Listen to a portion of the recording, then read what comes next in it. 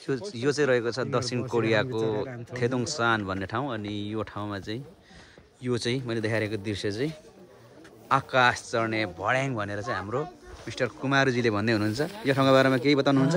यो चाहिँ हैन अहिलेसम्मको कोरियाकै चाहिँ एकदम डरलाग्ने भयङ्कर भर्याङ भनेको छ हैन। हजुर अहिलेसम्मको चाहिँ भनौँ न अब बन्छ भने चाहिँ सबै कुरा अहिलेसम्मको चाहिँ एकदम डरलाग्ने। हेर्नु माथि कोरियाकै नम्बर 1 हैन त? एकदम 80 डिग्रीमा चाहिँ ठड्याएको छ। 80 अनि 70 डिग्रीमा ठड्याएर माथि पुगेर तल हेर्दा हामीलाई पनि त्यस्तै फिल भइरहेछ कि कस्तो भने यहाँबाट सटै निस्केपछि चाहिँ कुनै ठाउँ छैन, मात्र आकाश मात्रै छ जस्तो फिल भइरहेछ नि हैन?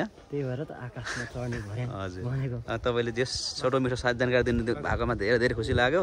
यहाँ तल फेरि रहेको छ एउटा पुल, एकदमै विशेष चाहिँ त्यो रह्यो क्या। फर्स्टमा त्यहाँ आएर हामीले हिँड्दाखेरि चाहिँ हर्ल्याङ हल्लिएर साथीहरूको एकदमै मुटु नै कामेको जस्तो फिल भएको थियो। यताको वरिपरिको दृश्यहरू चाहिँ यस्तो छ।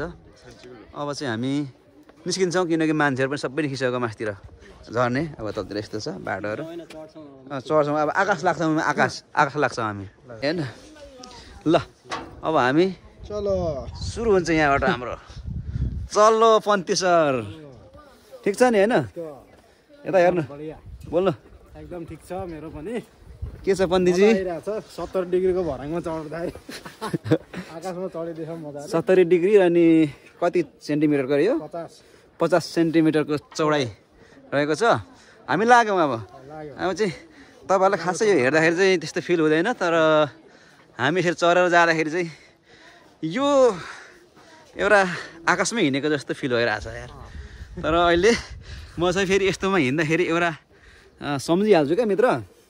के सम्झिन्छ थाहा छ?